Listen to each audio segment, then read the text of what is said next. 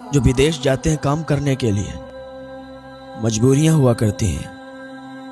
कोई अपनी खुशी से नहीं जाता, कोई अपनी मर्जी से नहीं जाता, बस मजबूरियां ले जाया करती हैं।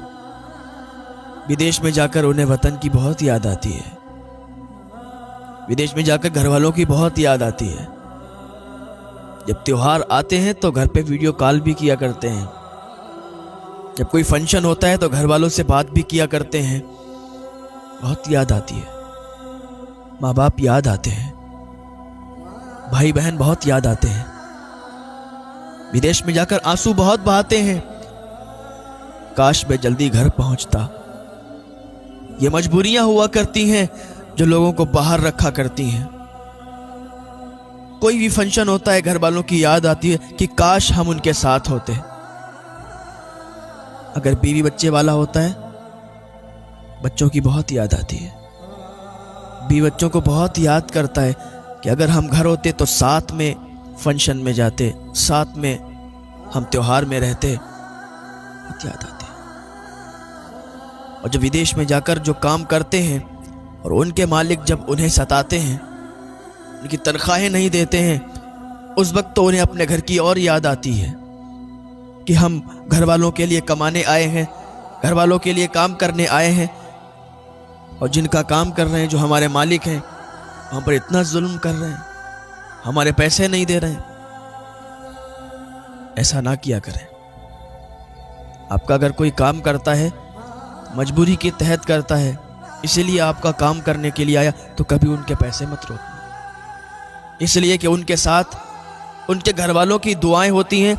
अगर आप उनके पैसे मारोगे, अगर आप उनके साथ गद्दारी करोगे, उनके घर वालों की बद्दुआएं आपको लगेंगी, उनके बीवी बच्चों की बद्दुआएं आपको लगेंगी, उनके माँ बाप की बद्दुआएं आपको लगेंगी।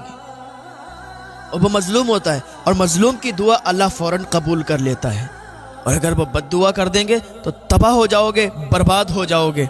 अगर कोई तुम्हारा काम करता है, उसकी बद्दुआ नहीं बल्कि दुआ लो। पसीना सूखने से पहले उसकी तनख्वाह दे दो, उसकी मजदूरी दे दो। हाँ साहब, ये खुशी से काम नहीं करते, ये मजबूरियां काम करवाती हैं।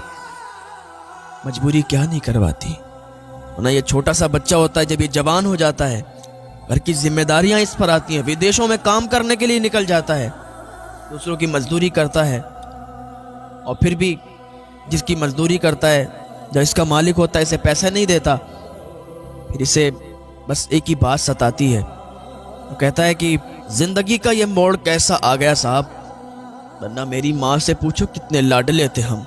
जब छोटे थे तो कितना प्यार किया जाता था हमें, कितने लाडों से पाला जाता था हमें। आज जिम्मेदारी पड़ गई है तो आज हम विदेश आए हैं। विदेश में जाकर इंसान पत्थर भी तोड़ता है। विदेश में जाकर क्या क्या करना पड़ता है, किसके लिए? अपने घर वालों के लिए, अपना घर चलाने के लिए। ये जिंदगी भी कैसी जिंदगी है जो अपनों से दूर करके रखा है। हर किसी को अपने देश से प्यार है, हर किसी को अपने वतन में अच्छा लगता है, और बाहर तो कोई दिल से नहीं जाता। कोई नहीं जाना चाहता है कि हम विदेश में काम करने के लिए जाएं। बस कुछ घड़ियां ऐसी होती हैं जो आ जाती हैं सामने पे। जब इंसान का कोई काम नहीं लगता तो फिर वो विदेश निकलता है काम करने के लिए, काम की तलाश में, काम ढूंढने के लिए। और फिर उसके साथ अगर वहां कोई धोखा कर दे, उसे बड़ा याद आती है।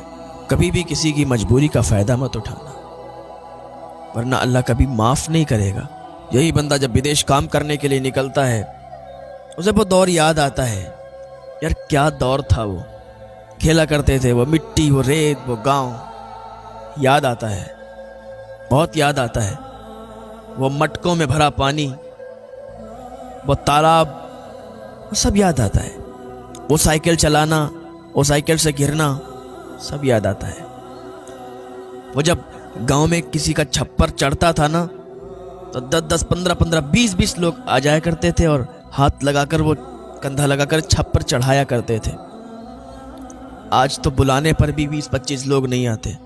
पहले तो बगैर बुलाए आ जाया करते थे। दिन कोई नहीं भूल सकता, गांव की यादें कोई भुला नहीं सकता। आज भी अगर आप गांव में निकल जाएं, पुरानी यादें ताज़ा हो जाती हैं।